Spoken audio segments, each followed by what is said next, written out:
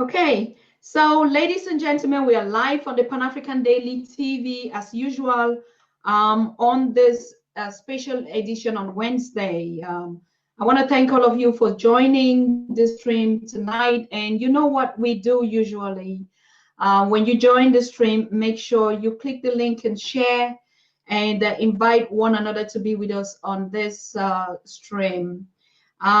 Yesterday we had a very nice conversation, and I hope today we're going to have the same. It's not even up to a second. We're already having 10, 20 people connecting to this stream now to watch Queen Fatou and Jaye, who is here with us to share very incredible input why Africans must unite for Black lives to matter. If Africans don't unite and Africa is not strong, Black lives can never matter wherever Black people are. I want to thank you for joining the stream. As you're coming in your numbers, please click the button and share and invite one another. We're going to share a very impressive session with this Queen of the Gambia. The Gambians are the one topping on the Pan-African Daily TV ever since yesterday. And the whole continent of Gambia has been celebrating Usman, and his presentation yesterday has gone worldwide. And it is because of you, it's because of you, the audience, that help to promote and to be here for him and to support him. And today he was interviewed on the national TV in Gambia. And this is something that we are very proud of. We are very proud of when the government start realizing that our young people have a potential, they have a voice, they have an opportunity, and they have a contribution, a tremendous contribution to Africa's development. It makes us all proud of our job. And so, yes, I'm thanking all of you for all what you did yesterday, for your contribution and for your participation, massive participation. I mean, it was awesome. We're still going to get into that feedback of yesterday and sharing all the impressions and even discussing what happened yesterday, that we're still all in the dream of today. And now you see from yesterday, we have a guest, a spontaneous guest today. And the regular guest that we ought to have had today that we already communicated to you, because of the show of yesterday, we had to renegotiate and said, this is what is breaking. And particularly because we've been advocating for voices of women in this developmental scheme of uniting Africa. And so when we have one potential, we can't let them go. We have to connect to them. We have to encourage them. We have to motivate them. We have to be with them. And so I like this development. And I want to thank you so very much, Fatou, for joining us spontaneously on this show today. After yesterday's conversation, you were very, very interactive. You made some very practical input, and that's the reason why you're here today. And one thing that I want to thank you particularly is the fact that you reacted spontaneously. You reacted spontaneously, and because you addressed a topic, a very crucial and critical topic yesterday on the show, we thought it was necessary. It is practical time. It is more than noise. It is solutions. And when you brought up this topic yesterday, it was necessary that we have you on the show today. And despite your tight schedule, you made it a point. You made it a date with us today. I want to thank you so very much. So let me greet you, Fatou. How are you doing today, Queen? I'm fine, thank you, Indy. Thank you so much. I feel so happy to join this interview today because I have a feeling that here is the place we all have to come here to listen, to understand, and to see how we can take actions to build the Africa we want. Yes, thank you so much, and I am thanking everyone who is watching. To say hi to everyone and say hi to whoever will watch after. And yeah, I'm so excited. I'm so excited. Yesterday I Yeah. was so proud of Usman because Usman has made me like he gives me like he makes me more strong so that I can come here and have this interview today because Usman was amazing. Usman was really amazing, and thank you too. Thank you. Yes, of course, it was really amazing yesterday. I mean, Really amazing. did you see the comments and all the people that were sharing on the stream? And yesterday was the first time on the Pan African Daily TV that we had an interaction like that, and we had more Mhm. than 2,500 watching live direct from Yeah. this source. And one thing that made us again extremely proud was after the 2 hours conversation, we were already at 89,000 people that had followed up that conversation in just 2 hours. Fatou, for us, is very important, these statistics. It's very important Mhm. because just in 2 hours, Usman was able to mentor close to 89,000 people. And I want to share again a very important aspect. Today, now that we're talking particularly, that very interview is still going on, and there are more than 150,000 people that are listening to that conversation and they are sharing it. It means and it Mhm. signifies to us that there are more than 150,000 people. We're talking only from this source.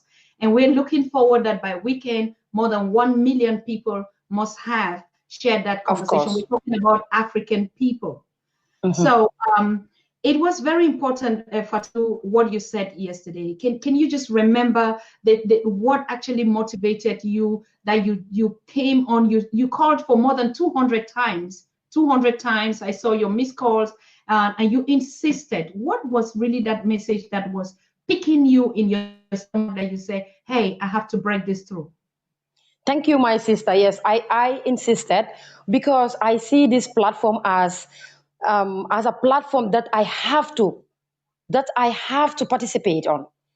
I see this platform that as a platform that Africans needs to come in and learn. Africans needs to come in and watch and look and understand what exactly is going on, what exactly we want as African.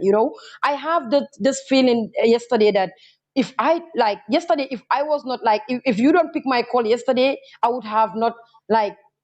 I feel like I am my living on this earth was like it's nothing, because this is a platform that I have to come in and encourage Usman, encourage Africans who are watching, African, like encourage everyone who is watching at that moment, who is watching after. And this is a platform that is amazing. And I have a feeling that this is the place I have to come in and talk to my people. Yeah, and I'm so proud to be an African, especially being a Gambian, and come in this platform, a platform that the whole world, is waiting for us or is watching. Yeah. I am so proud. I am so happy. I am so happy yesterday. I was like excited. That's why when you asked me to be on the platform and have an interview with you, I cannot deny it. I cannot deny it. No, no, no, no. Because Africans needs to, like, I believe that Africa needs to wake up, especially we the young Africans, because this is the right time for us to do so many things. This is the right time for us to come forward and talk to Africa. This is the right time for our voices to be heard, because too many things going on in this world, and Africans don't understand exactly what is going on. Then we are the right people to come out and talk as young Africans, as humans, as blacks. Is this is the best platform that I feel like this is the best platform that I can come so that people and Africans, the world will hear us. Yeah, All right. it was really amazing yesterday. Yes, yes. Thank you very much. Today, Usman called me and thanked us a lot and asked me to express my thanks to you people. I'm talking to you, our listeners and our watchers. And he expresses the greatest joy. He said, for the past times of his life, he had walked at least 9 kilometers every day, forth and back to get education on foot. And this is the reality of the African child on the continent. To get even education, we have to travel a long way just to go and get education. And then he told me, Susan, and you know what? What kind of education were we even walking and getting all that kind of stress to go and get? That is not the education that we want for Africa. And so when he thinks about what he went through like a child, like any other child in the village is struggling on the continent on Africa, every day education, and the whole world keeps saying we have to educate ourselves, only for you to realize the quality and the kind of education that you get is not an education that will save your people. And that was why he was very happy to share his opinion with us yesterday. And he is thankful and grateful to all of you that watch him, to all of you that actually supported him and are still supporting. So Osman asked me to say thank you to all of you, dear listeners, that he is so honored. And today he was called because of the conversation yesterday by the national TV of Gambia, and he appeared on that TV because of his position on the Pan-African Daily TV. And we are happy with this feedback. Why? Because just like we said yesterday, all these conversations are not going in vain. Our leaders are listening. The whole continent is listening. So Fatou, you're going to share your amazing story with us today, and you are going to be sure that the whole continent and Black people in the Caribbean, in Americas, in the Haitis, all over the world are going to listen to this conversation. It's going to be a kind of an education and mentorship, what people call a testimonial about your experience and your life. Now, one thing that makes me so proud, and I thought it was necessary for Africans to share this precious conversation with you today, was your story. I mean, you are a survivor of human trafficking. What does that mean to you, Fatou? Once again, thank you, Andy. Thank you so much. Um, I am Fatou. I am Fatou Jagne, a Gambian and an African. I was trafficked in 2015. I was trafficked to an Arabic country, Kuwait. It was a transit. It was very difficult. But what causes my trafficking is I studied pharmacy in the University of the Gambia. I Mhm, graduated in 2012, and I was working in the hospital. I was paid, something like an amount of money that I cannot use for 1 week. I cannot use for 1 week to pay transport. Not talking of eating food or giving my parents, or giving mhm, my people, and helping my people. I have my family. I can say my siblings are 11 in number. I am the second child of my mom. You know, I am mhm, like I can say I was the only one who completed school. I was adopted by my namesake. I was adopted when I was 7 months. mhm, I was adopted when I was 7 months. I have this opportunity to go to school and finish schooling, go to university, study pharmacy, and start working. But mhm, it was during it was during Jammeh's time, the dictator we all know, Yaya Jammeh. When I was working, I was paid like less, way less, you know, and I was not able to use that money to help myself, even not talking of giving my family or helping my siblings to go to school and do other stuffs. mhm, There was this cousin friend who told me that I can help you to go to Saudi Arabia. mhm, I was asking her this question because the husband was doing this trafficking job, but she was helping the husband, bringing people, bringing ladies, young ladies, for him. And she told me that, okay, Fatu, I can help you to go to Saudi Arabia. And I asked her, okay, how?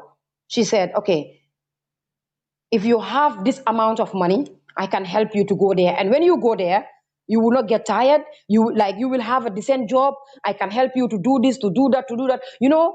She was trying to explain so many things to me, as a young African, as someone who want to help, okay, who want to help her siblings, as someone who want to help her parents, and I see the condition of my family. I know my mom after 22 years. I know my real family after 22 years because I told you that I was adopted. yeah, I know my family after 22 years, and when I see them, I just wanted to help them. I just want my siblings, my younger sisters and brothers to go to school. mhm, Okay, when she told me that, I said, okay, why not? why not? And she told me like the amount of money they are going to pay me. I was like, yes, because I believe that everyone wants a decent job, and that decent job, you want a money, like you want people to pay you, you want to have money to help your people, and that was my aim. That was my aim, to help my siblings, to help my people, like, because when she told me this, I said, okay, why not? Because I am receiving less, and you are telling me that the amount of money they are paying me is 100 times than, or 150 times that what I am receiving in Gambia. I said, why not? Then I can go. When I go, I can help my family, I can help my, like, anyone who like, who I can help with that money. I can help so many people.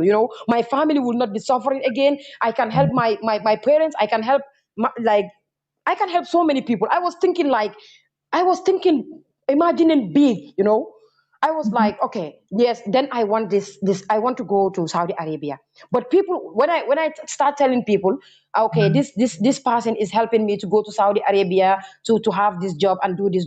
Some people were discouraging me. They were saying that, okay, these Arab countries, they rape girls, they do this, they do that, they do that. But you know what? I just have this mentality, because here in the Gambia, I will tell you the system of the Gambia here. Here in the Gambia, we believe in people, especially the ones and I never think like, I was never thinking of that this lady will traffic me, or she will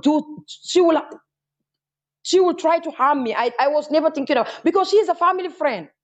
She was like, whenever people tell me anything outside, I came and tell her that, okay, Ajifatu, I called the name. Like, when I called her, I told her that, okay, people said this and this and this. Hope it will not happen. Hope they will not kill me. Hope they will not rape me. Hope they will not do this and this. She was like, I will not do that to you. I will, but I just trust her. It's just like, I just trust her. I trust her and I accept it. Okay, she told me that, don't listen to people. I am not going to do that to you. I will. She was like, I asked this lady almost how many times, after she became angry and start showing me like, she started changing her face and said, okay, if you don't want it, you just leave it. But what I was like, I was only saying like, to go to those countries, like to go to Saudi Arabia and have this job and help my people, because I was really desperate. Yeah. I was really, really, really like, I was feeling so excited. I wanted to go. I want to have that money to help my people. I was like, only thinking of greener pastures. Only to go and have something and help my people back home. Okay. Okay, Okay. I accepted to go. Okay, when, like, she take my cousin, her own friend, the best friend, she take that one first to Saudi Arabia. Okay, that one happens to get problem there, and they prison that lady. But she didn't tell us as family. She did not tell us anything, that my sister, my cousin was prison, was jailed, and she was always telling us that she's fine. If you don't hear from her, just know that she's fine, and we believe her as family. We just believe her. Okay, now she changed everything for for me. She said that, okay, I will help you to go to to Kuwait. Okay, I asked her, why did you change you recently? She said, okay, Kuwait dinar, Kuwait money is more like, it's more than Saudi Arabia. I Mhm. was like, still now I believe her, but I was having two minds. She said, I will not do that to you. She start talking again. I will not do that to you, this and this and that. I just trust. Okay, I said, it's fine. I know that you can. Like, I have a belief that you will not do that to me. I'm just asking you because I have to ask you. I'm going to a country that I don't know anyone. She told me, okay, I know people, and then nothing will not happen to you. I accepted. When I accepted, okay, she prepared everything. When she prepared everything, it was not only me. I was going with other ladies, two of them, two Gambian ladies. Okay, these two ladies, I never met them. I don't know them, but they are Gambians. And when, like, it was a transit, we go from Gambia to Senegal. When we Mhm. reach at Senegal, the Senegalese police in the airport, they said, no, you are not going, because they know what is there. But what we are saying is only to go, Yes. only to go, three of us. But when we reach there, we meet other people there, other Gambians, other Senegalese, other nationalities going into the same areas, these Asian countries. I was Mhm. like questioning myself, but still now I just want to go, because I believe her and I trust her. I trust her. I don't know the husband, but I just trust her. I just trust her. And this, like when we reached at the airport, the police said, okay, no, you are not going. They even canceled our flight on that day. And after when they canceled our flight, we called this lady. The lady said, okay, no problem, we will find way out. Like, you people will go, don't even stress yourselves. Okay, I will call someone to so that you can go and spend the night there. And she did that. She called someone, and we go and spend the night somewhere else. And she called this man. That man was an agent in Senegal, and she is a Senegalese. That man, I don't know what he did, but the other time we spent almost 2 3 days. I think I can't remember exactly, but the other time when we go, it was really smooth. It Okay. was smooth. Yeah, we So just when go. you, so when you You know. got when you got there, I want to understand something, because this is very interesting what you're saying. Because Yes. we have this document at the immigration office in Germany, and Germany knows Gambia and that road to Senegal to be the most dangerous human trafficking channel that is taking people out of Africa to the Asian countries. Mhm, And they mhm, know this police and the bribery, and even the neighborhood there where people have to stay. It's a document that is well documented in Europe.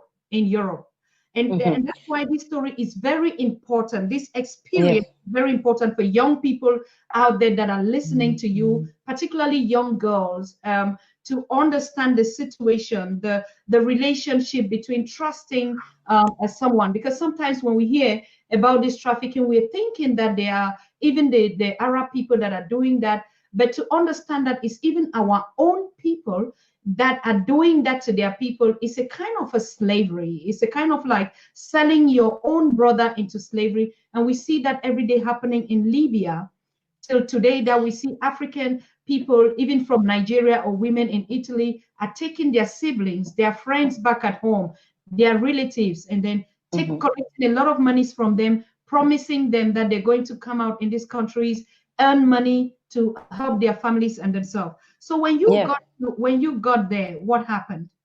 Okay. When we got to Senegal, okay, it was a transit. After that man came and solved everything. We just move on. It was very smooth on that day. We just go, and we stop at It was a transit.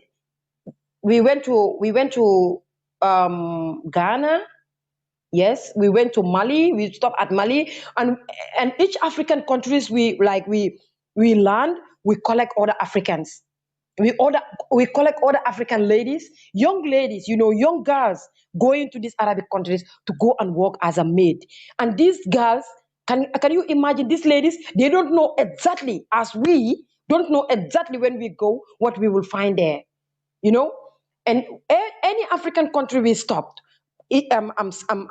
Senegal, Nigeria, is it, yeah, Mali, Ghana, Ethiopia, until we reach at Asia. We reach at Kuwait. When we reach at Kuwait, because I will just cut long story short, Yes, yes. because it's very long. When we reach at Kuwait, immediately you step down, you enter the airport, immediately you step down in the airport, you know, they will seize your documents. They will seize your documents. They will be shouting at you. They will be yelling. They will be doing all kind of evil things on you. Like on that spot, you know that I came here to suffer. You will want to ask them. They will not even listen to you. These white Arabs, they will not even listen to you. They don't care, where human beings pass. Like when you come from another country and you come to Kuwait, like the gate you have to pass through. We, as animals, as they called us animals, slaves, haywana, zibala, you know, in their languages, we they take us to another way, like another place. We don't pass through where human beings pass. Mhm. They just divert and take us to another place. When we reach to that place, okay, in the airport, but not inside the airport, where normal people pass, they put us in a small room. In that room, we were there more than 12 hours. No food, no water, no drink, no nothing. no chair to sit, no nothing. We just standing. Hundreds of people, hundreds of young Africans, hundreds of black people in one room, one small room. And they start shouting, yelling, calling names. You know, we don't understand Arabic at that time. We don't understand what they are trying to say. But you will see it in the reaction of their faces. You will see the reaction of their faces. Yeah, but I can remember still the names they were calling us: Zibala, Haywana, Zegge. In Arabic, insulting us, calling us animals, rubbish, shit. These are the names they were calling us. You know, we spent there 12 hours, more than 12 hours without no one coming for us. I was pissed. I was very upset. I was asking questions. They are not ready to answer. They will not even look at you. They'll lock us in a room. Like when they open, they will just they will just do like this and go out again. You know? We don't even see people in the airport. We are all in one room. I can't understand. I was asking, what is this? Are we not humans? Why are they locking this door? Why are they putting us all here? I was asking different questions, but no one answers because they don't know. But but those people who take our papers, who take our documents, were outside doing their job and lock us in that place. And after that 12 hours, I see people coming like agents. They have offices. They have offices where they sell human beings. They have offices where they sell Africans. And Africans are more expensive than other races, or other nationalities. But Africans are expensive. They sell human beings. You see an agent come. Like when they come, they will have their list and call names, call certain people. When they call you, you go with them. They will not talk to you in the car. They will you will be asking them questions because after 12 hours, when they come and collect us, I was asking that this man it was an Indian man who came and collect us, but the boss was Kuwaiti. He was the driver, and he's working in that agency, but the boss was Kuwaiti. And when this man came and collect us, when we went to the car, we were going. I was asking this man, where are we going? Why are you taking us? I was asking so many questions.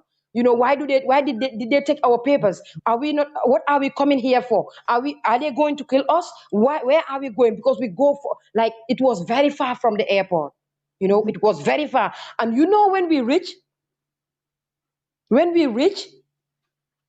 they don't give us food. They don't give us anything. They don't even allow us to take shower. They just take us at the office at that late night. They take us at the office and calling our bosses to come and buy us, as Africans. God. We are very expensive. I was talking in the car, and he was not ready to answer. And when we reach at the office, when I reach at the office, I see a very big place with office by office. You see human beings sitting down. I see Arabs coming with their wives, coming and taking their bags. They are coming and going, paying money, shining, coming and going. I was not I don't understand the situation, what was going on. I start asking questions. You know what they told me? They tell me that Fatima, here, the citizen is always right. When you create problem for them or they create problem for you, they are always right. And when they killed you, your governments cannot do anything. Here, the citizen is always right. You have to accept and obey and stop talking, or else we tortured you. We will torture you, and when you die, no one can rescue you because you already died, and your governments cannot do anything. What that shows that that our African leaders don't care about us. Because of poverty, we believe that we are poor. That's why we leave Africa and go outside to find a greener pasture. And we went there, we are not free. Let me tell you something. Before my boss come and bribe me, it was very hard because I did not accept. I kept talking. I was ready to die. I told them, killed me, but I cannot keep quiet. But when I see like the ones I was going with, those two Gambians, they were afraid. They were calling me, they were telling me, okay, Fatu, you have to relax. They were like they were doing action for me to calm down. But I was not able to calm down because I don't understand this situation. Even in my country, I am poor. I am poor and I believe that I am poor, but I am not suffering like that. Even the poorest is not suffering like that. How can human beings treat other human beings like this? This is what I was telling them. Okay, now when they see me reacting and reacting, they're trying to calm me down. Okay, they told me, okay, I removed my documents. I showed them that I studied pharmacy in the University of the Gambia. And I want to come here to work, to help my people. You know, when I removed my documents, you know what they did? They tear my document. They tear it. My documents, you know, they tear my documents. Don't cry, you know. I got emotions like but like I pray that I will not cry here today.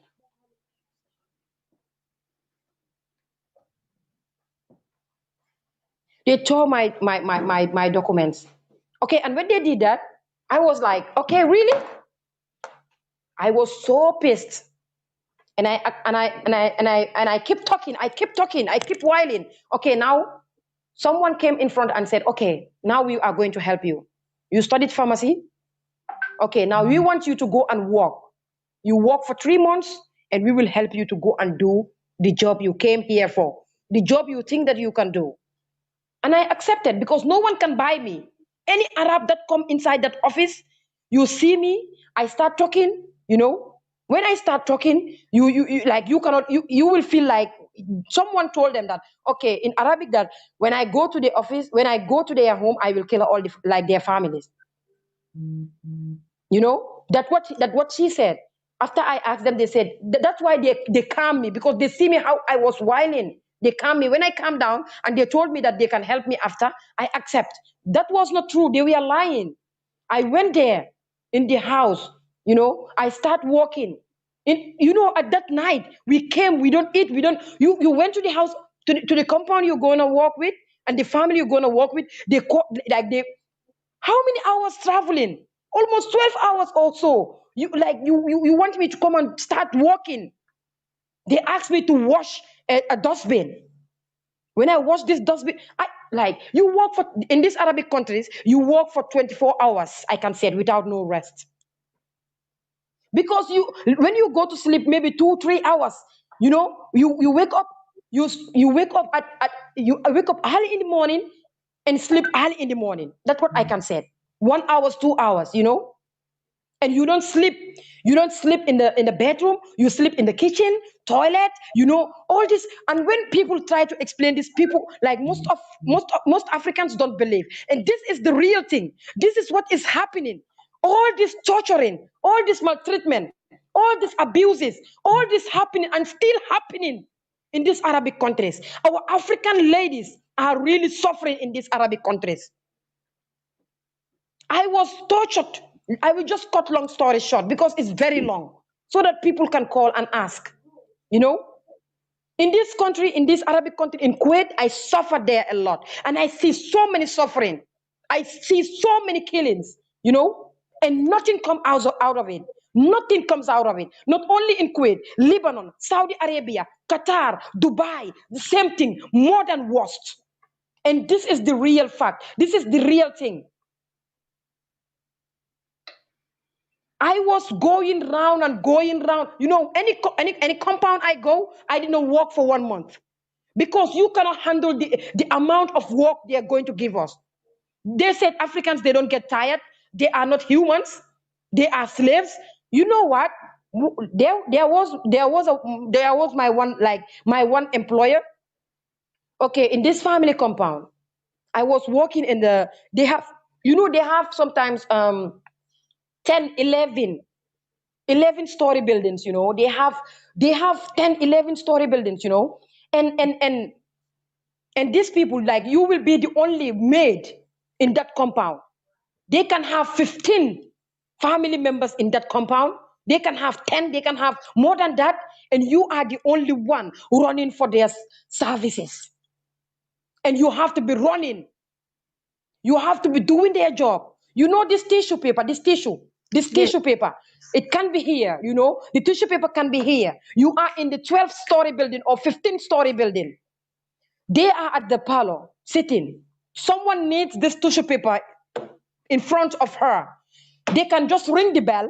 You run from upstairs, 15-story building, and come down just to give them this tissue paper. Because they would said, I am paying you, and you are my slave. You have to work for me. This is not religion. This has nothing to do with religion. This is what I want people to know. Our religion doesn't, our religions doesn't call for evil, doesn't teach us evil. It has nothing to do with religion. These people, they just believe in their culture. This is their culture. And if we as Africans don't stand for this, it will get worse and worse and worse. I live this life in Kuwait, and hundreds and thousands of Africans are living these lives like in Asia, in Arabic countries, and it's still happening. They are killing them every day. You think that when I escape and come back to Gambia, when God save me and bring me back to Africa, I will keep quiet? It shows that then I am selfish, I am wicked, and I am evil. This is my mentality. This is what I have. I was going around in that country. I worked more than 15 houses. I never got my salary. They don't pay me with that heavy job.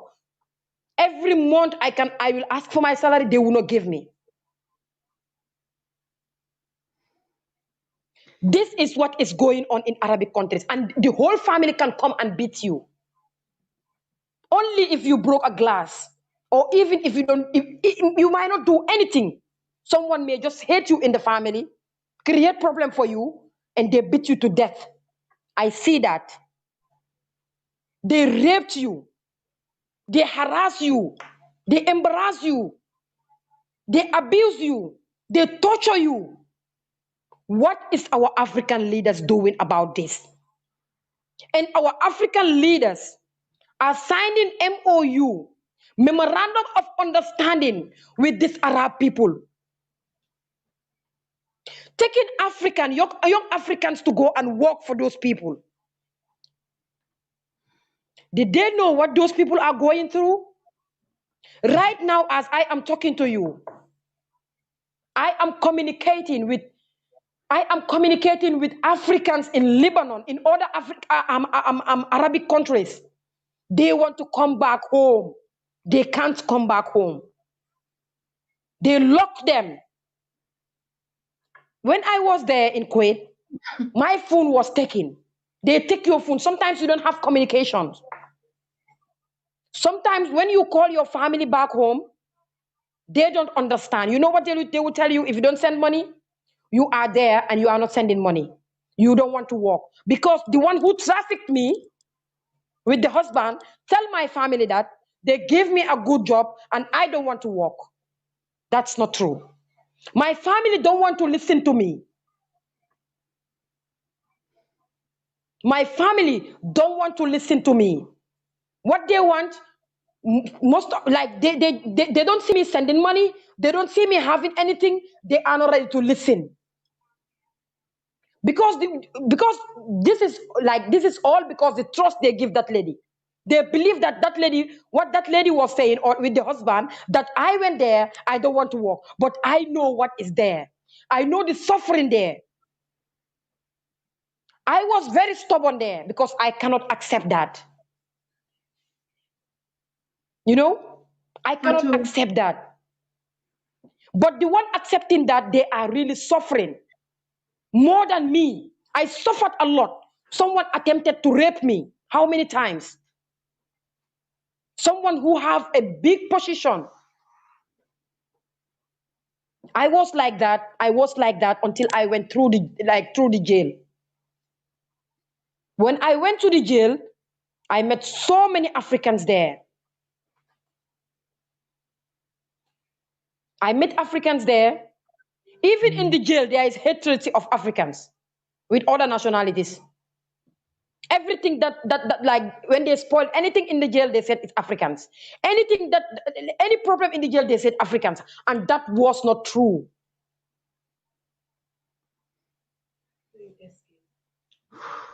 We don't leave our countries. We don't leave our African countries to go and suffer. We have an intention to help our people. And you went there. They are maltreating you. They are harassing you. They are torturing you. They are calling you names. You don't send anything to your family. And when you call your people, when you have chance to call your people, they blame you. How would one feel? I went totally off when I was there. I was not with my mind again after I talked to my people, after I talked to my family, because they were blaming me. They don't want to listen. They were not ready to listen because I never send them money.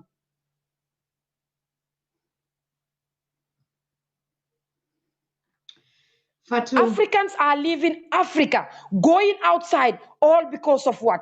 Suffering.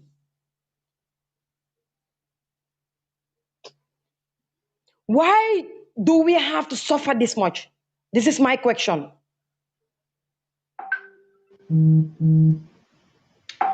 Fatou,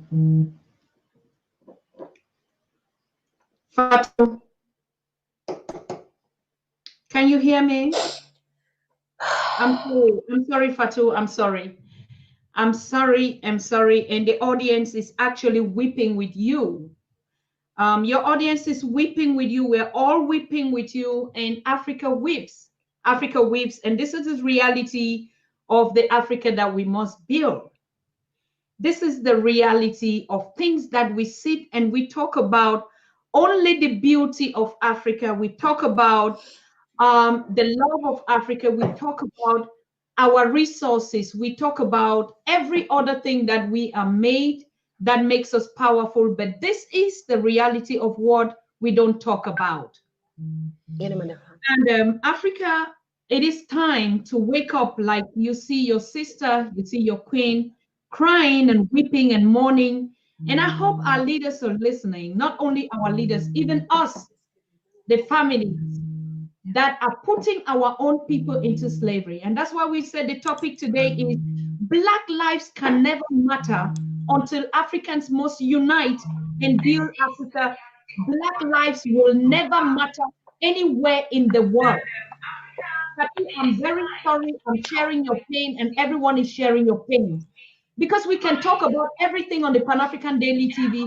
If we don't talk about these facts, if we don't talk about this sad situation from us to us, these are situations that we taught our own self because of ignorance, because of too much ignorance, because of the lack of education for us to see the importance of our continent. Until you leave Africa before you understand the gold, until you leave Africa before you understand the paradise, until you leave Africa before you understand that the world is the poorest place to live in, and that the only place that is you and that is you is on the continent. This is just one of the many sad tragedies, people, that we are having in the world. This is just one case of a survivor that came and is ready to speak up and is ready to share this story. How many do we know? How many did we know that have died? Fatou, if you're ready, please just gather yourself and tell us, how did you survive to escape? How did you escape? Just keep it short. Yeah, I just want people to understand. That's why I keep like I want to explain everything, but I can't explain everything. Anything that I said here, I live thousands. that I did not say because I cannot, I know. yeah, because of this trauma, really That's traumatized. But Patu, Um, you came back and you are so, so strong. And until you had to create, you are founder and president of Network of Girls Against Human Trafficking. And despite your academic achievements as a pharmacist, you didn't even come back to say, okay, now I lost my life, I nearly lost my life, let me just go back. But you came back and created an organization and networked with all these other ladies that are out there in this sufferings. Patu, we yeah, respect you. We yeah. respect you. Thank you. Before I talk about the network of girls when I was here, I will just talk about how did I escape from Kuwait there and come back to Gambia. When I was jailed, I end up in the jail. And what happened till I went to the jail? It was like because I was told because I see Africans doing so many things there. When they run from their boss's house, some of them are doing this prostitution. They are doing prostitution. Some of them are doing other things, which is very wrong. But I did not blame them. I did not blame them in the sense that these people are really suffering and they are traumatizing and torturing them in those houses. Okay, I met some group of them. When I went to them, when I run from my boss's house, I told them that, okay, I don't want to work in the houses anymore. You know what they told me? They said, okay, you see, this is what we are doing, and if you don't do it, it's better you will not have food to eat. I told them it's better for me to go to the jail than to do this, you know. But I end up in the jail. When I was in the jail, I was saved by the Salvation Army. The Salvation Army, they were there, but they don't want to be recognized by the government of Mhm. Kuwait. But they were there helping, but they were helping secretly Yes. because they don't want the government of Kuwait to know that they are doing this. And when you reach there, any gadget that you have, they will take it, and it is a plan that when they will do a plan to help you. But before you get that, is very difficult until and unless you can communicate on social media. Okay, when I went to the jail, I was in the jail.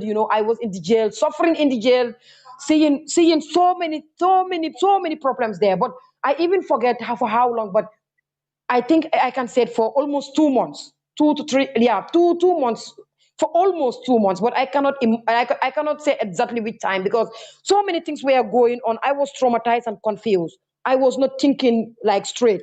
I Mhm. forget so many things, even to spell my name. I was so traumatized that even to spell my name is a problem. To spell Fatu is a problem. To spell pen or book is a problem because I was so traumatized. I was so confused and I cannot even remember so many things. But when I relax and be thinking, rethinking again, relaxing and rethinking again, when I was in the jail, I see so many stuff and I started my activism in the jail. Mhm. I started my activism in the jail because when I went into the jail, I was like, when I was in the jail, you know, I was like seeing how people were. I was seeing how people were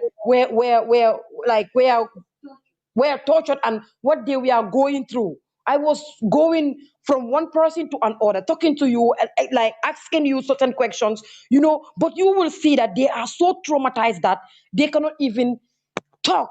When you start talking, they start they will be keeping quiet. Or sometimes they will want to talk. You see someone at night start shouting, start saying so many things like, leave me, don't rape me, don't do this. So many stuff you're seeing in the jail because of what we are going through in that country.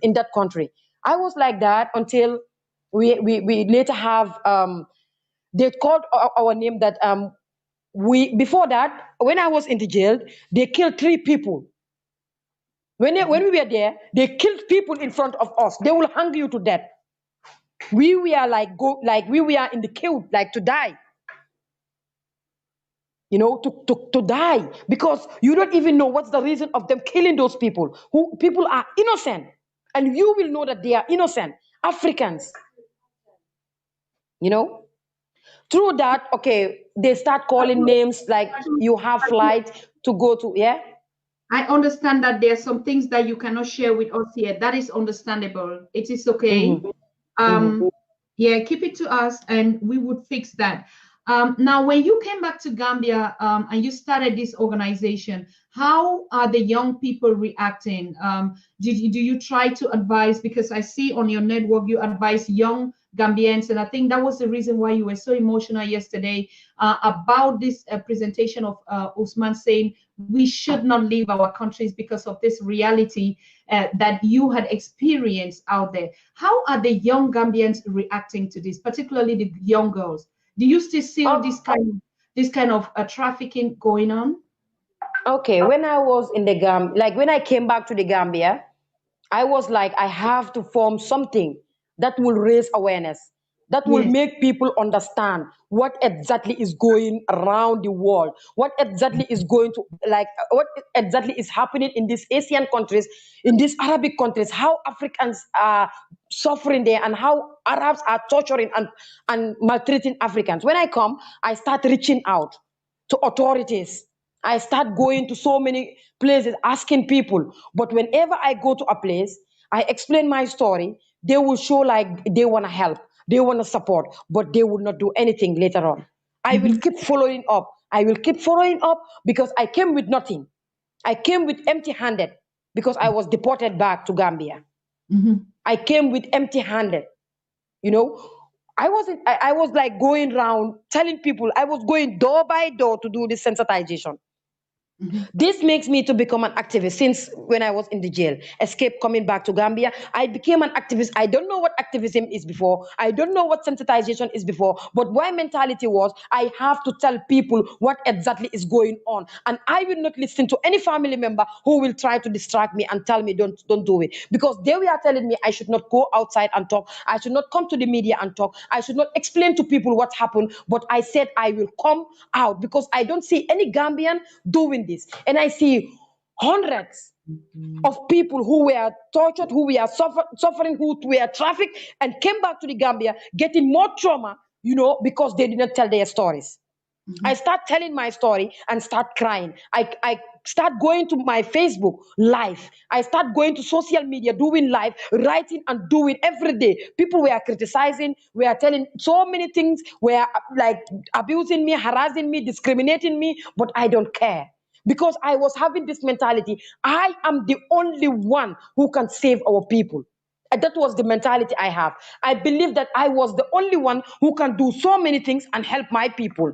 Through coming out and talk will help so many of them. And when I started doing that, I see people coming, people coming, but they were coming down like they don't want to show up because the family members, because the society, because the trauma they will receive from people, discrimination, so many evil stuffs we receive from the society itself. But I keep going because when I have one survivor or two or three survivor, the next time or before next week, they will leave. They will tell me, Fatu, I stopped. Why did you stop? Because of family, because of society, because of friends, because of the. You know what they will tell you? They will tell you, okay, you Fatu, you went and come, you did not bring anything. You did not bring money, you did not bring clothes, you did not bring anything. You are useless, you are lazy. These are the stuff your own family will tell you before outside. You go outside again, they will tell you semester from Kuwait, semester from Arab country, and you did not have anything. You did not bring money. You did not bring, you know, these stuffs. It traumatizes us.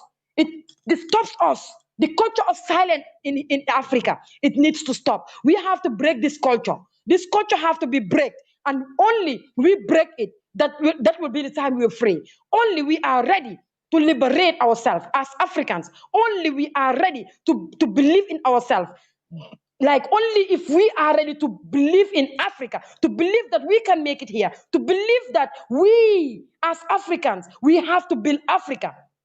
I think this will make us like to believe that Black Lives Matter. Until this happen, Black life will be mattered. Black life will not be matter until we believe in ourselves. We believe that we are black and we can build, like we have to build our Africa. We have to come back out to Africa and do whatever it takes to develop Africa. Until then, Black lives matter.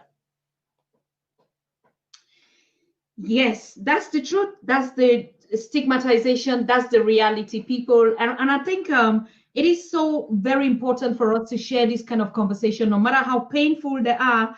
We have to we have to relieve ourselves. We have to break the silence, like Fatou is doing. Fatou, you earn all our respect. You earn our respect.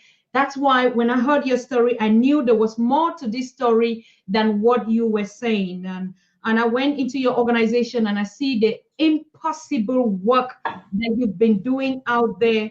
No one person can survive and save this continent, people. All of us, all Africans have to rise up. All of us have to wake up. Whether you are a black person in America, whether you call yourself a black person in Europe, whether you call yourself a black person in the Oxford University, you're a black man. And your life doesn't matter until Africa is strong, until we build our nation. People would always call us slaves. They will never. Can I tell you something? Go ahead, my dear. All what I am doing, I do it in my own capacity, without the support of government, without the support of anyone. I did not bring anything back. You know, I promised God in the jail that when I come back to Africa, I have to work for this. I don't care getting a job or not getting a job. When I came back, I started I started in the pharmacy. I just want to see how can I cope with that. But I was not stable because I promised that I am coming to do this. And when I start this job, I see that this cannot go with my activism. My pharmacy job cannot go with my activism because dealing with sick people, it needs total concentration. And my activism job, I have to talk on human trafficking. I have to talk on migration. I have to talk on this so that we Africans will believe and will know what steps to take, what to do, how to take actions,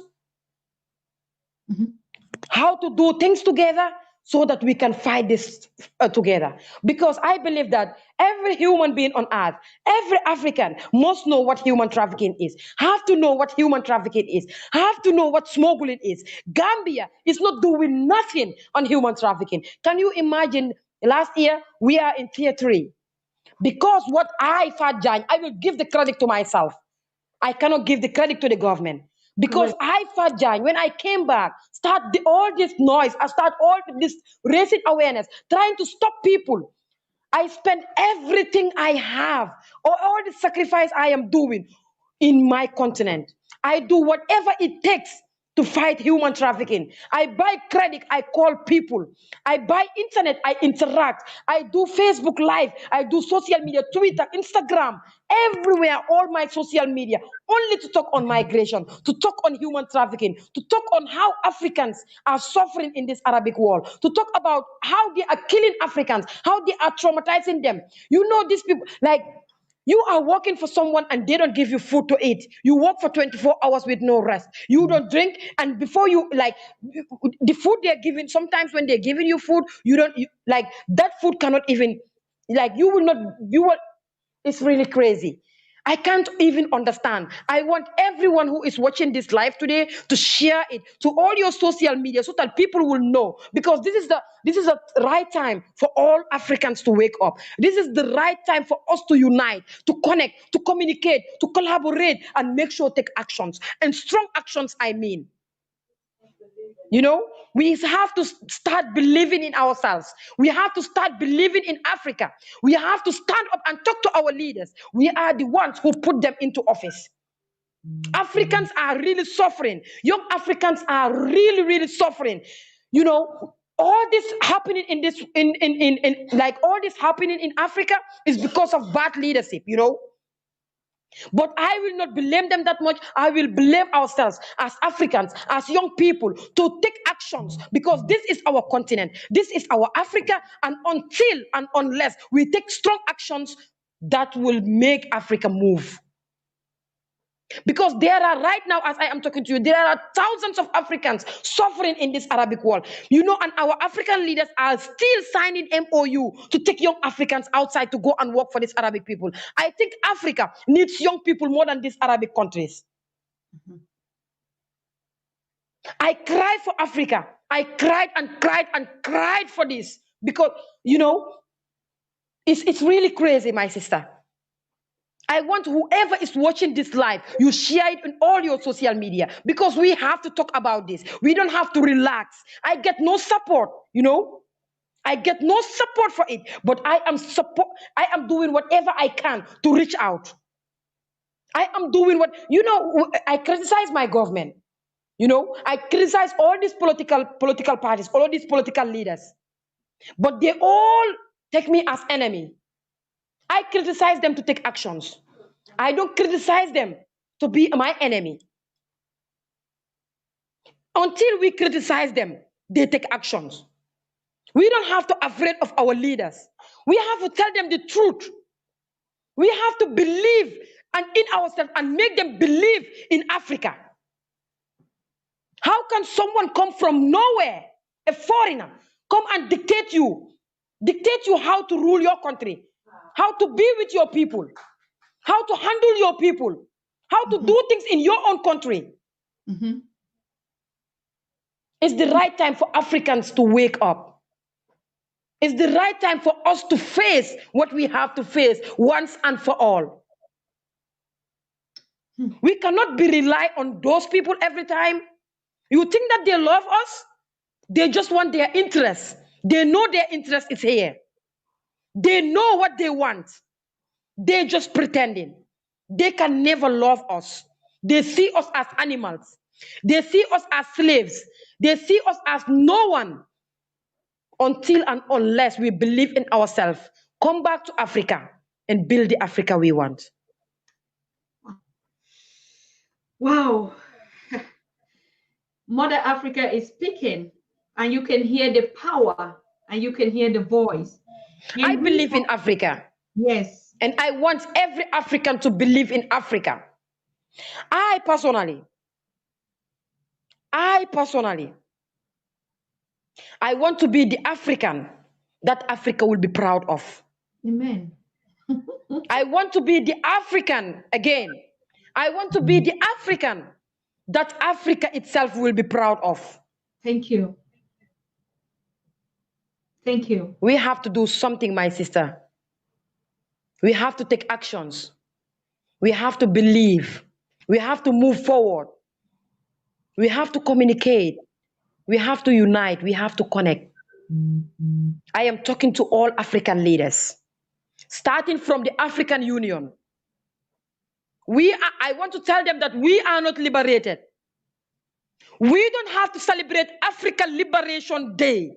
You know what we have to celebrate? Africa Day, because this is the only day we have as Africans. That African Liberation Day, I celebrate it, but I celebrate it as Africa Day because this is the only day we have as African. This is the day we have to speak out. This is the day our voices should be heard. This is the day we have to talk about that we Africans are not liberated. We have to be liberated, and for us to be liberated, we have to liberate ourselves. No one can liberate us. Who is having our who can liberate us? We are the only one who can liberate ourselves. Who are we waiting for to liberate us? We have to liberate ourselves to be the Africa we want, to be the African we want. We are not yet liberated. I am looking forward to that liberation. Thank you. Thank you very much, Fatou. Thank you so very much. Ladies and gentlemen, you have heard that. It is time. And when we bring examples like this, we're going to bring many, many, many more examples of Africans that are wailing, that have made incredible experience out of Africa. Now we have other Africans that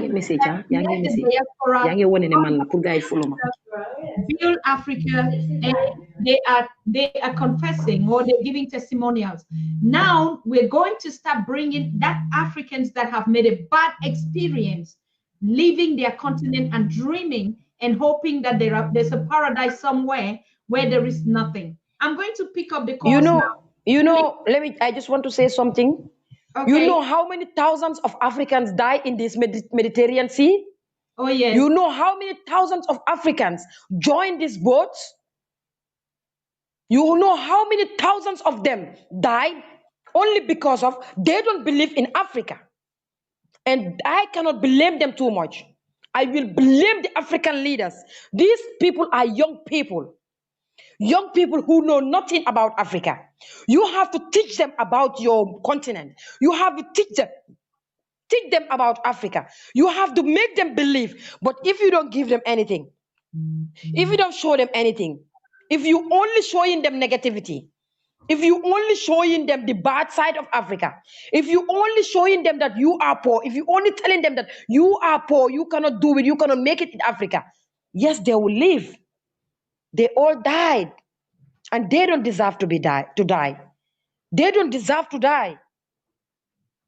Thousands of them, and we are still crying for them because that's not what we want as Africans. Africa is the poor, is the richest continent on earth. Is the richest. We have to take what we own. We have to stand for Africa. We have to be strong. We have to say enough is enough. We have to start taking steps, actions, move with full force. Do not turn back and do not listen to the negativity. Let's only see positivity and move in that direction. Yes. Let me take some questions. Okay. Thank you. Hello.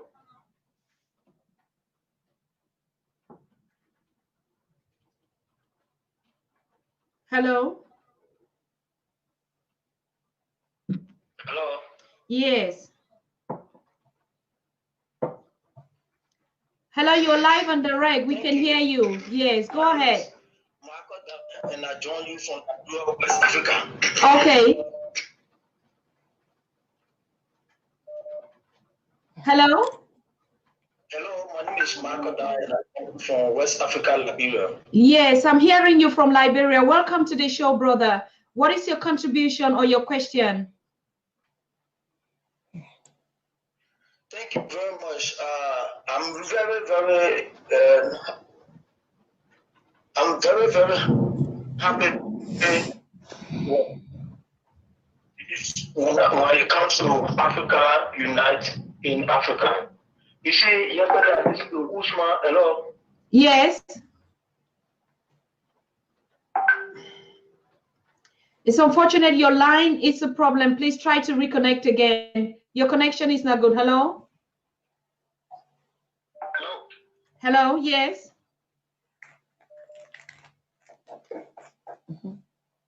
Hello, we can hear you. Go ahead.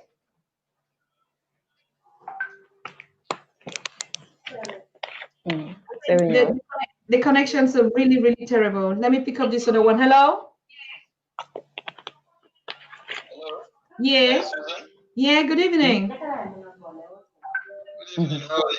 Fine, thank you. What is your contribution? Thank you very much. Yeah. Yes, Fatou, thank you very much for what you just narrated, and I'm really sorry for what you went through. No human, can you hear me? Yes, she's hearing. No human, no African deserve this. Our leaders really need to wake up. The news is everywhere. If you allow me to just walk through a little bit of statistics, because okay, I haven't even introduced myself. My name is Muhammad Rizlan, and I'm from Nigeria. Okay. When you look at the issue of human rights, Asia, Europe, Americans, and also Africa are all victims of human trafficking. Your volume is so low. Can you just increase your volume, please? Your volume is too low. Yeah.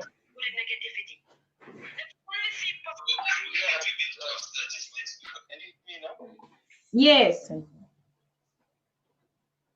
like I was saying, according to Al Jazeera, human trafficking alone generates about 150 billion US dollars a year.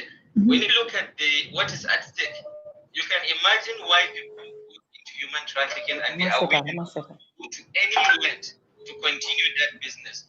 And according to statistics from the US, 24.9 million people are victims each year. And when you look at it, Africa alone accounts for almost 5.7 million victims. So what I would like to ask Fatou, our strong survivor, is can she please explain to our viewers, I hope she is writing it down, what is human trafficking? Some people will think when you say trafficking, probably people go into prostitution or labor, or people are forced into it. Or do people willingly go and then they fall victim of human trafficking? Can she please explain to us what is human trafficking? And again, if you indulge me, I'll ask another question. All right. Who is at risk of becoming a victim of human trafficking? And also, if the third question is, what factors make individuals vulnerable to human trafficking? And finally, do you think the social media giants like Facebook, Twitter, and also those that are hardware producers like Apple and Android that make applications, are they doing enough to play a role in stopping human trafficking? Thank you very much, and we belong to the same group. I hope to keep interacting with all of you. Thank you. Thank you. All right. Thank you very much. Thank you. We're going to take the next question. Fatou, are you writing them? I just noted some. No, I am not writing, but I can answer their question. Like anyone who asks question, I can answer immediately. All right. Do you want? I can just answer her. I can just answer his question. All right. Go ahead. Okay. What I just explained here, because for me, I don't go to Google and search. I don't believe in that. You know? Yeah. What I just explained here, explain exactly what human trafficking is. That's what I want to say. That's my answer. Yeah. I So also that's my answer to him. Yes, that's human trafficking. What I just explained here. All what I said here is I have answered his question. Okay. We're taking the next one. Yeah, next call. I think what I all explained here is clear. It's clear. It's clear, Fatou. It's clear. Yeah. Hello. Thank you. Hello, good evening. Good evening.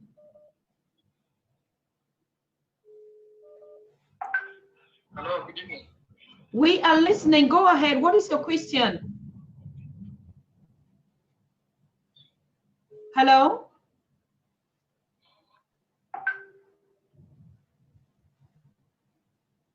Hello? Hello? Hello? I can hear you, but you are connected. Just go ahead and speak. Hello? Hello. Thank you very much for If you turn off, no. You need to turn off the volume behind you to be able to speak. Because the show you're listening is behind you and we can hear you on this question. So turn off the other volume and then you address your question, please.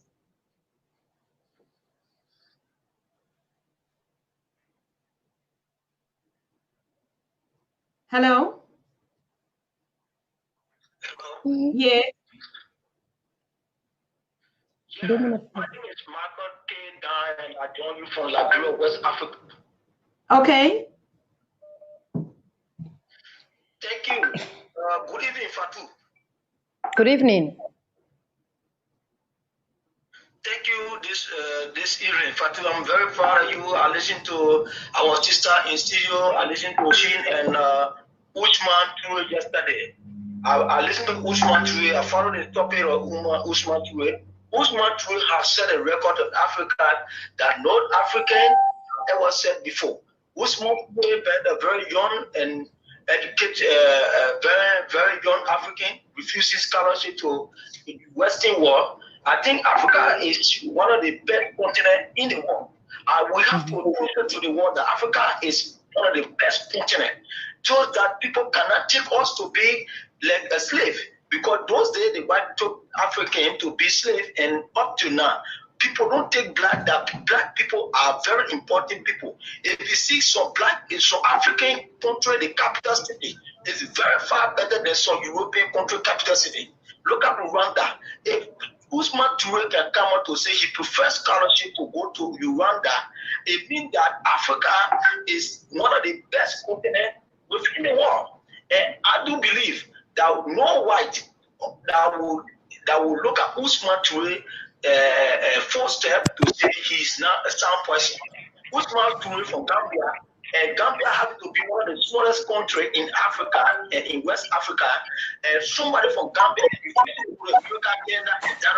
another country in the Western world, that us that Africans are very great.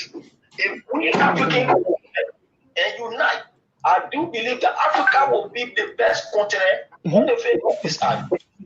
Rwanda have the best university. Rwanda have the best. Rwanda is even producing everything that you see. Diamond, gold, silver. Africa have everything. But we African, look at DRC. DRC have one of the DRC produce one of the world's largest mineral resources. But people that live DRC, they are very poor. Okay. So the problem we have in Africa is our leader, so that all of those great ideas can be fulfilled. All right. At the end of the day, we will make Africa great. Thank you very much. My name is Michael Dan, and I've joined you from Liberia, Monrovia, West Africa. Thank you very much, and greetings to Monrovia, Liberia, and thank you for your contribution. Of course, that's the same thing she's been saying. Africa is the richest. There's no reason for us to leave Africa to go and be slaves in even poorest countries that are not even up to anything as compared to Africa. Thank you for that contribution. We're taking the next call. Hello? Hello?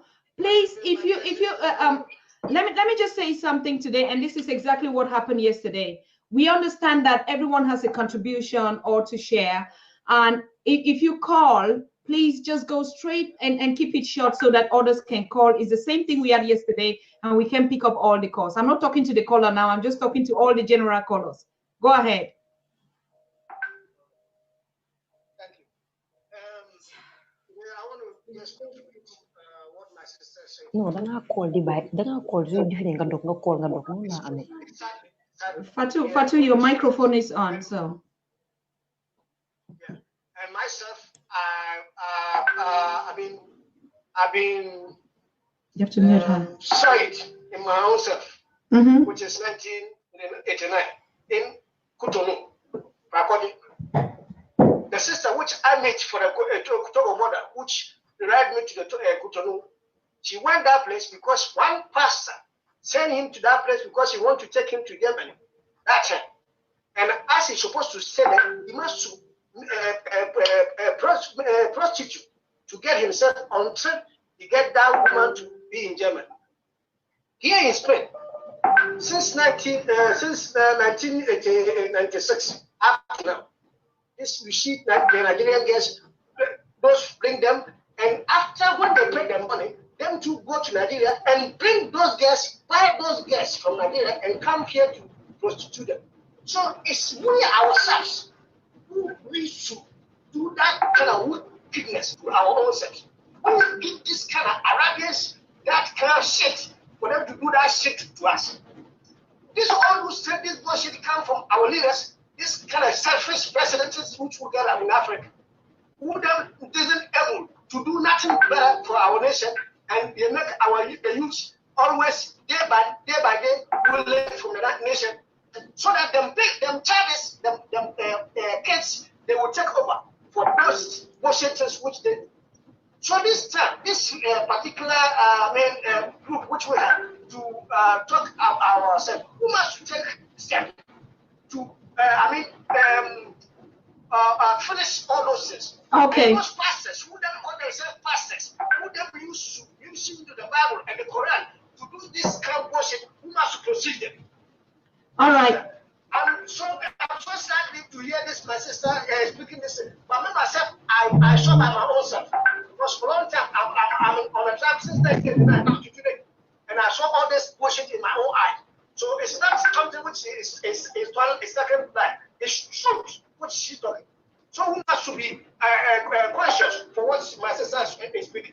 Okay. My sister, I'm so sorry for your story. No, it's the truth. It's okay. Thank you very much. We have to go back to Fatou. Fatou? Hello? Fatou?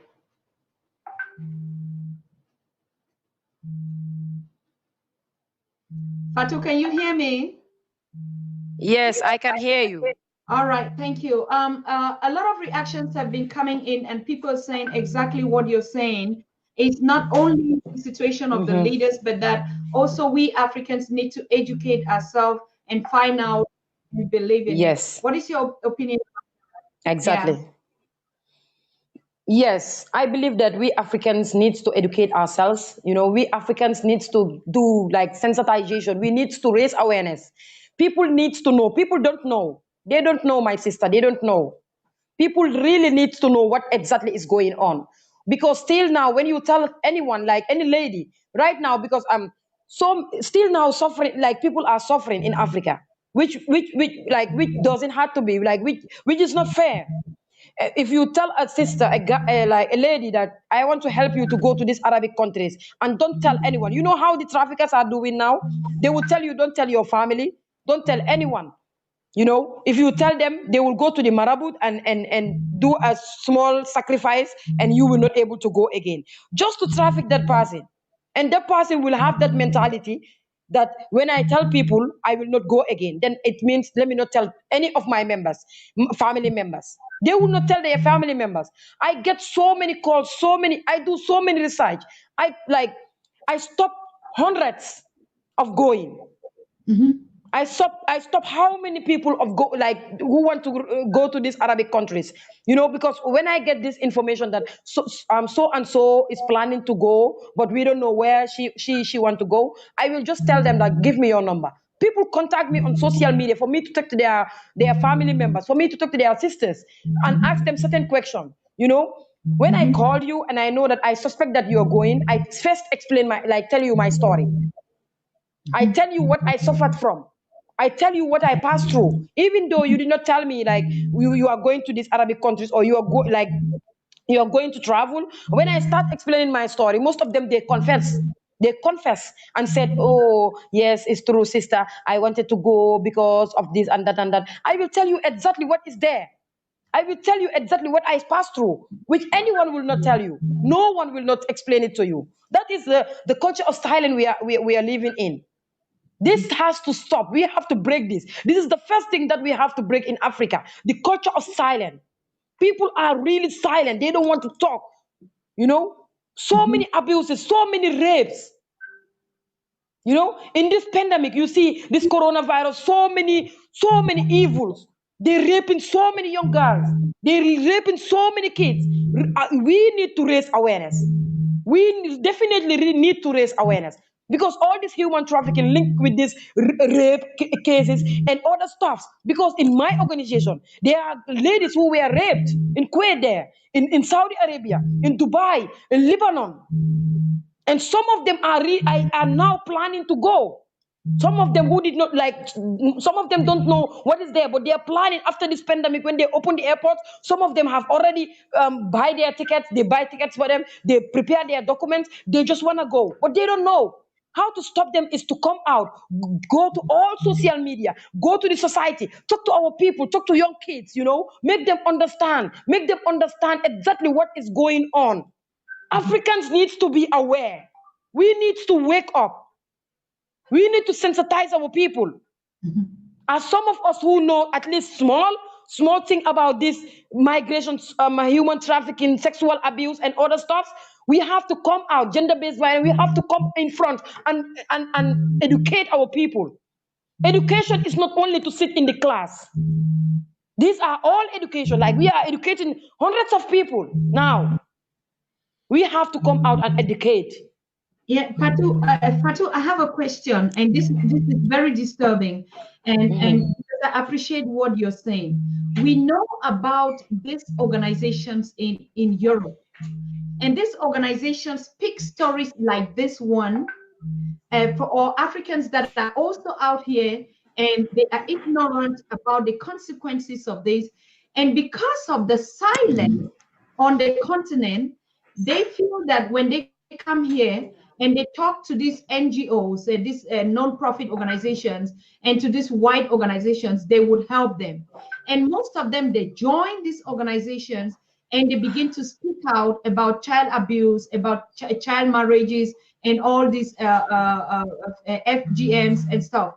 Do you think that is the right approach, and or do you think that's the consequences why people don't talk about this on the continent? That they feel that when they come and explain these things in the diaspora or to white organizations, that they listen to them, even though they pretend that they listen to them, they cannot solve this problem. What is the right approach for it? What is the right approach to it?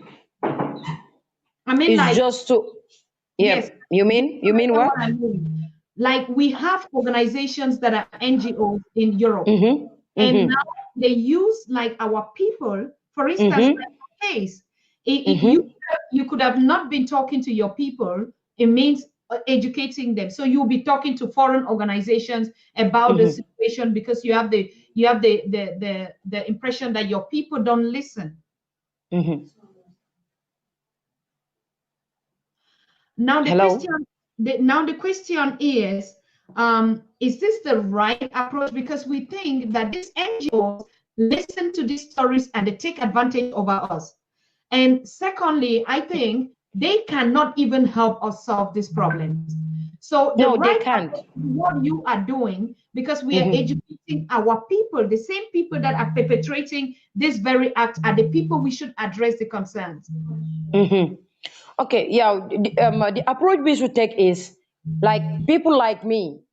I suffered from it. I passed through it.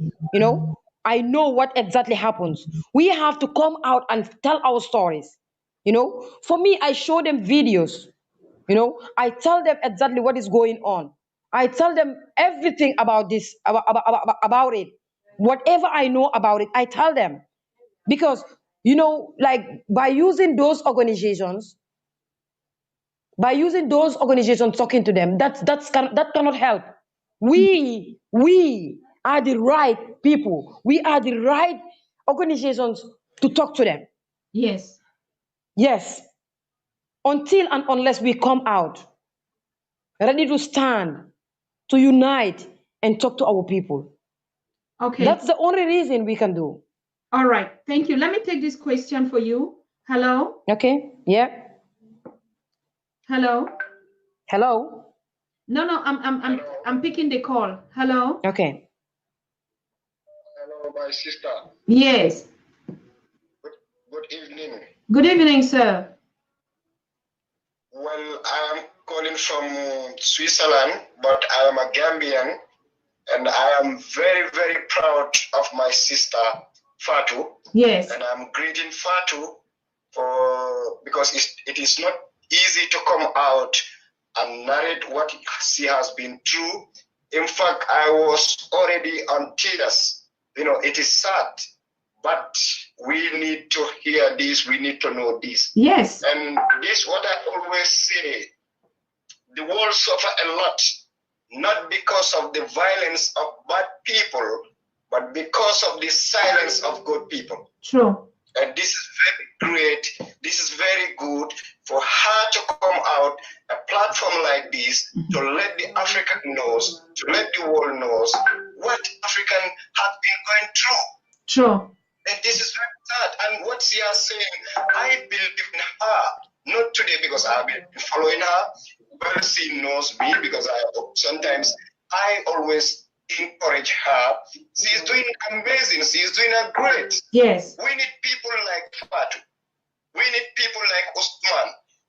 Africa, this is not the time to remain silent. For how long? For how long we will remain silent about the things that are matter in our life, about the things that needs to be. Information need to be out there. We need to connect each other. We need to know all these information. Correct. In order to prevent it happen again. Yes. In fact, I was somebody who has been through a lot about when it comes to this back way and stuff and other things. I come through all that way, but definitely what he has saying, I believe all because I personally experienced what young Africans facing in this hardship. And this is not because we want to come to Europe. This is not because we proud to be in Europe, but because we don't, because we already give up on our countries because of the bad leadership. But I say this is not the way forward to come to Europe. I regret even to be in Europe today. I regret why I come to Europe today. I believe what Usman said, we can make it in Africa. In fact, African people and young Africans should not wait their leaders to make it for us because they have failed and they will continue to fail. Okay. All right. We have a role to play as a young Africans. We all have a role to play. Thank you very much. Believe in themselves. Let us believe ourselves. Let us believe Africa. Let us believe that without our leader, or without our leaders, we can make it. We can make Africa to be great. All right. Because we are here in Europe, and the European will never accept us. They don't accept us, and they will never accept us. They don't respect us. They will never respect us. The only place we will have our respect, we will gain our respect. The only place they will treat us fairly, equally, love and respect, that is Africa. All right. Thank you very much, brother. Yes. I don't want to take more time, but I am very proud of my sister. And I'm very proud of you also, and Usman also. Let me thank you. Local language for a few seconds. Fatou. Naam. Ndeleke call Seku Jede, Galani being commented on it, but I am very thank you. proud. Even Minke Kang, even Comenantal Najele, and be proud Taylor, and thank you, Seku. Inti Iake, Kotubabol coming for, speak out, somebody will hear, refusing to speak out is an abomination. So I am very proud of you. It is not easy to platform like this. And to narrate everything you have been through, but I am assure you that you are not alone. We are with you, and definitely we are proud of you. I don't want to take more time, but Hello. Hello. Okay. Those are reactions of callers, and we see that what you are saying is the right thing, Fatou. Everyone is agreeing to the fact that most of our problems is because I don't know whether it's ignorance or we are shy or we are ashamed. The culture of silence must be broken today on the continent. You're saying it loud and clear. The girl child must rise up, they must speak, and we see even a lot of them going through this trauma, that have been raped, that have been abused, and even from our mothers, they don't speak out.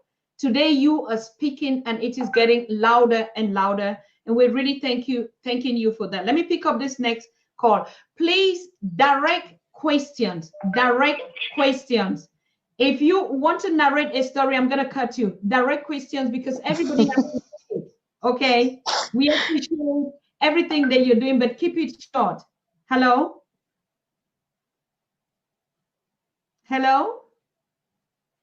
This other caller has been struggling for ever since, but your connection is very bad. I mean, I'm sorry about that. Hello? Yes, your call is picked.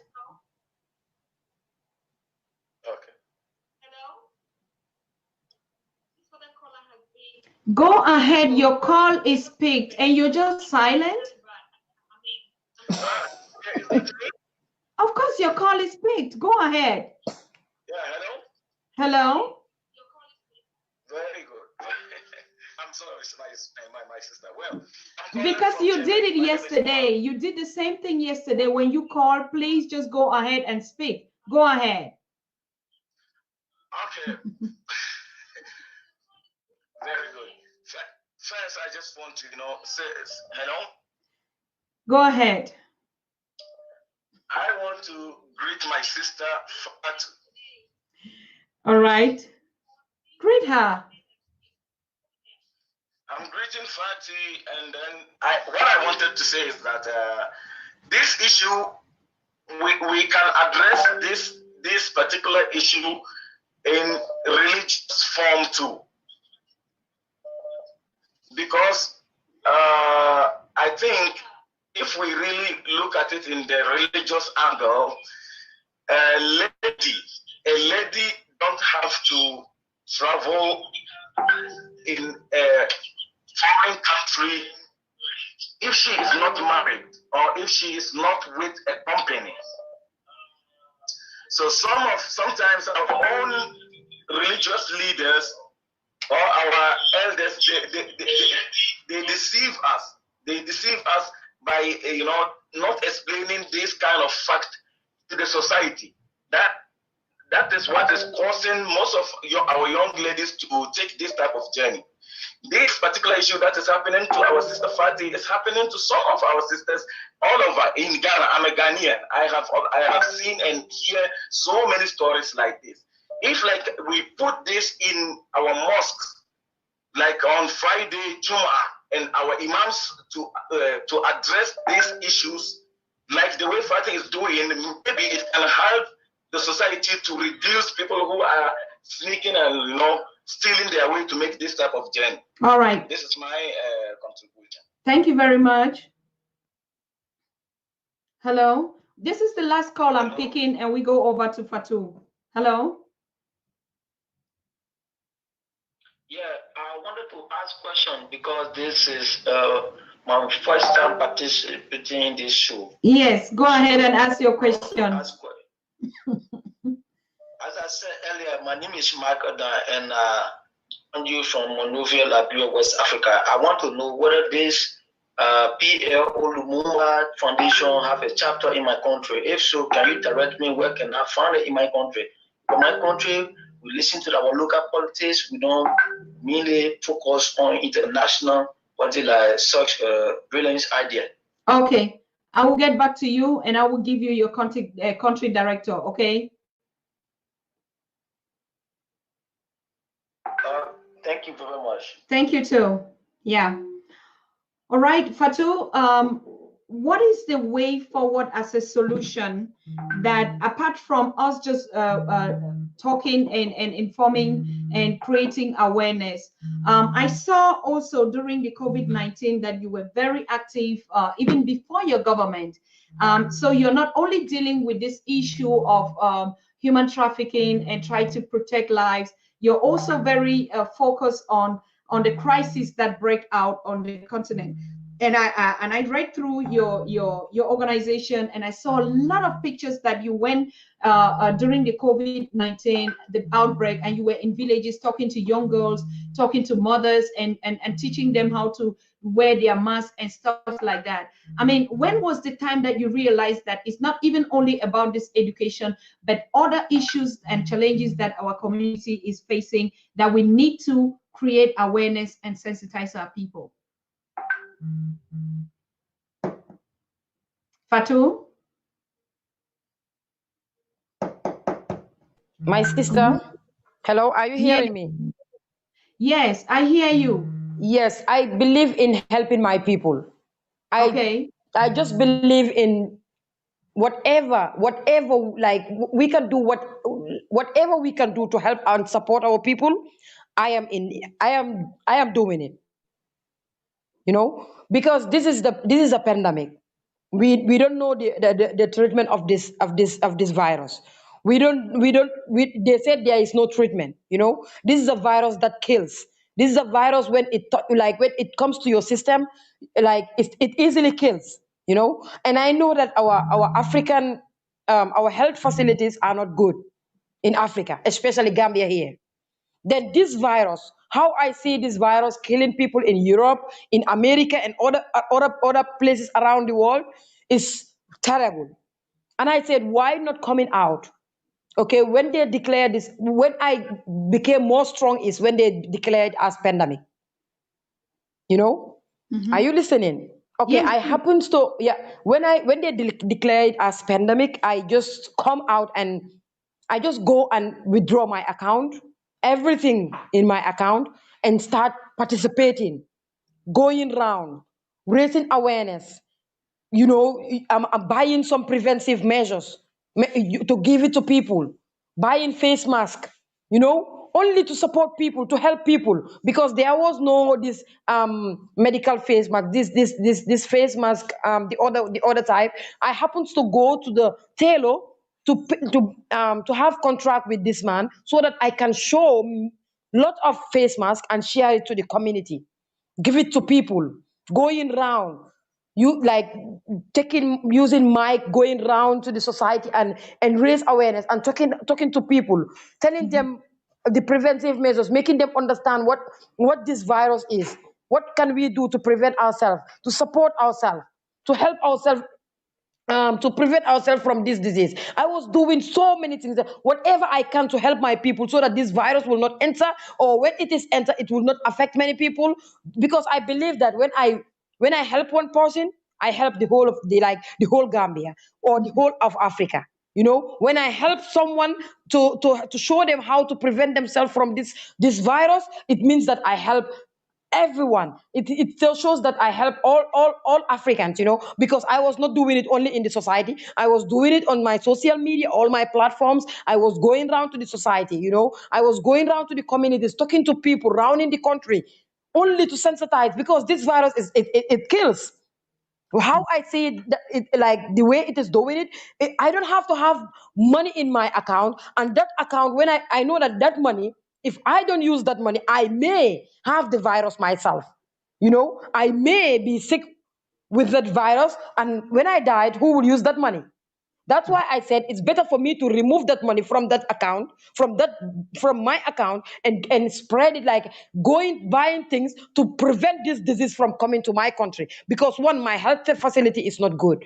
And if I don't do that, and that money was a money that I have for funding to go to America for a conference. I was about to go to America for a conference before the coronavirus, and I see that the coronavirus came, and they canceled the conference. They said after the corona. I said, why keeping that money there? I have to use that money. I am not working for money. We don't have to look for money. We don't have to work for money. This is what I believe later on. If you want to sacrifice, you have to volunteer. If you want to build the Africa we want, there are so many volunteerism that you have to do. If you want to rebuild, if you want to protect, if you want to help, if you want to take actions, you have to volunteer. You have to sacrifice for most of the things you are doing. This is my belief. As I am talking to you now, I don't want anyone to feel bad, or to say that I have to help Fatou, I have to do this. No, I just want to tell people, and if I have that support, yes, that's fine. But I want to tell people, this is the sacrifice we, the young people, our Fatou is doing to help its people, to help Africa, to make sure build the Africa we want. This is what I am doing. As I am talking to you now, I have $0 in my account. You know, we need to be supported. You know, we need to be encouraged. We need to be unite. We need to be like, we have to come in a room and discuss how to move forward. Because we, the young Africans now, we are waked, and we will be waked. Because what I am seeing Africans are doing now, to young, especially young Africans, Africa is ready. And our leaders, we are talking to our leaders that we are ready. We are ready to take actions. If they are not ready, we are ready. We are very proud of you, Fatou. Fatou, I call you Fatou. Fatou is the same thing. You say you can pronounce POF is the same thing. And I'm extremely proud to see a young woman like you. Despite all what you've gone through, you still don't stop. You think. And let me tell you something. I am going through a lot. Yeah. I am going through a lot. Family don't want you to talk. Friends don't want you to talk. You know, people don't want you to talk. You know, like, I don't understand. We have to change this mentality. This narrative, it has to be changed. Because if we don't talk, how can we help our people? If we don't come out and talk, how can we help our people? You don't want me to come out and talk. I am going through a lot. You have a family that asks you, like that tells you that if you want to come out and talk, you will not live in this house. You will not sleep here again. You just have to go out and find your way. But now, I can tell you, my family are proud of me because everyone wants to know Fatou. But Yes. still, I am suffering. I can say it. I am going through a lot. I am alone with no money in my account, but still sacrificing. I am not begging anyone. I don't go for anyone. But what I always told like what I always tell them is I will not suffer because I am doing it for my people. And I am happy to do this for my people because I know, I see, and I believe that we can make it here. We have Yes, but whatever it takes to make it here. Fatou, at the end Yes. of the day, you need support. At the end of the day, there are people that are asking, is it possible you have an organization and you're doing voluntarily? Of course, we're not saying that you're here to ask for money. Everyone understand your And objective, let me but tell you, even the members of my organization, even the members of the organization, some of them don't want to come out. You know, some of them who came out and end up having a problem, they're gradually running out. But if we have the support we need, they will come. I, Fatou, personally need support. My organization needs support. People need support. We need to stand up and we will never relax. I, Fatou, I will never turn back and I will keep on fighting and fighting and fighting until the day I die. This is my belief. And I owe this to my people because I promised them that in the jail, I will fight for this. I will fight for human rights. I will fight for all these abuses they're doing to human beings, especially we Africans, we black people. If we want black people, like black lives to be mattered, until and unless we take actions, my sister. I am so proud of you and thank you. May God protect you. I am so proud. I am so happy to be an African. And I want to be the African that Africa would be proud of. I need everyone's support. And the support I need is to spread, to share. You know, whatever you learn from here, don't keep it in you. Go to the restaurants. When you go to a restaurant with friends, talk about this. You are helping thousands without knowing. Because when you tell to someone, someone will tell it to someone, someone will tell it to someone. With that, everyone is educated now. This is what we have to do as Africans. wow. Thank you so very much, Fatou. I think we cannot say thank you enough. And this is the kind of respect that a daughter of Africa and a queen that you are deserves from your ancestors. And I know you are blessed. Your life is your life is in eternity. I know you have made it on this planet and even the life after. And Anything that also, yes. yeah, And also, whoever want to know about this, and because whatever I have to explain, it will not finish here for 5 years. We can I still know. sit here for 5 years. I cannot finish it. But whoever wants to get more knowledge of it, or know more about me, or want to support or help, if you can Yeah, please help, like if you can please give me the opportunity to share my contacts, to share yeah. my, yeah, to share where they can reach me out. We can still do so many things, because by this we are going to continue with our work, and we will connect. You know, you, Andy, as my sister, we will do so many things. We talk about so many things to do with later on. Inshallah, we will continue with our work. But I will love to share my contacts so that people will learn more. You know, we'll have more experience in this, so that we can do more sensitization. We can talk to the whole of Africa about this. Go ahead. If you can give me the opportunity, I can do that. Of course. Why are you here? That's the reason why I was coming to say, but you need this support. You have to tell people how they can support your organization and the work you're doing. Go ahead, Fatou. That's the reason Okay. why you're here. Okay, you can follow my Twitter on at Fat Jagne at Gmail. fatjagne at gmail.com. You can email me at fatjagne at gmail.com. You can follow me on Facebook, Fatjagne. I just commented not long ago in the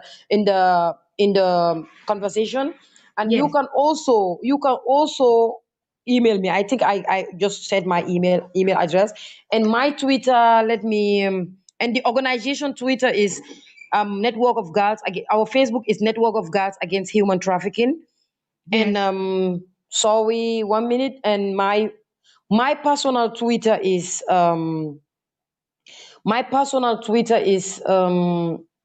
Fat Jane. Yes, my social the same. Like I have the same Twitter, the same name. My Facebook name is my Twitter name, Okay. the same name and the same spellings. Fat Jane. You can use the name Fat Jane.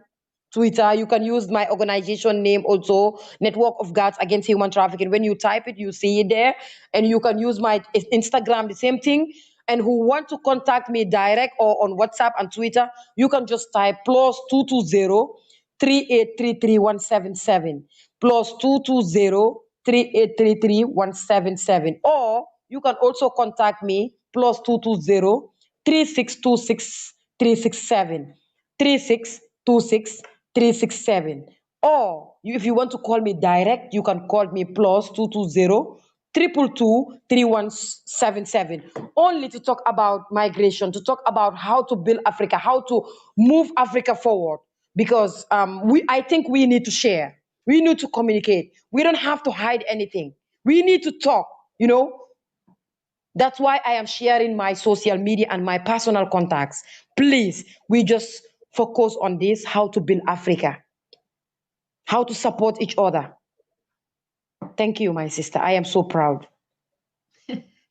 We are the one thanking you. Africa is thanking you for your services and your work and your sacrifice and your volunteering and your education. Everyone has his own part in building the Africa we want, and that is your own journey. And we cannot. And I will share all my social media on this live. When I finish, I will just comment and share everything there. Yes. Go ahead and do it. Go ahead and do it. I will do it when we finish the program. I will share my links there, inshallah. Okay. I will do that. Yes. Thank you. Thank you, Fatou. Tomorrow we have a very interesting conversation too.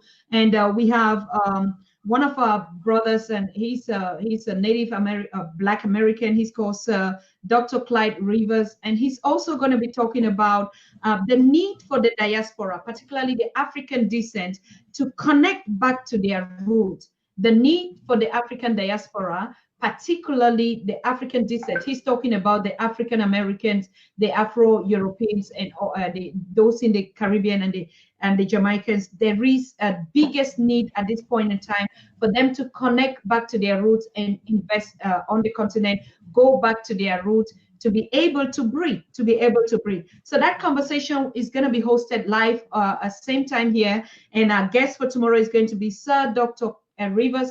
He was once with us here, and he's coming back this time with a new topic: the need for the diaspora.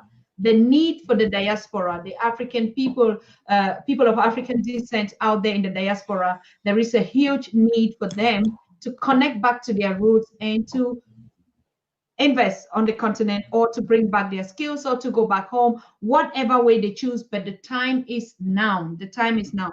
That conversation is going to open a lot of doors and questions for people who want to connect and who want to build network with this kind of organization. I'm also talking regarding to your own network of Girls Against Human Trafficking, that the diaspora is also ready to connect like those in the Caribbean. Most of these stories regarding the African continent and our girls moving out in search of greener pastures, they are not aware of ideas like this, because they just growing here, they don't know these stories.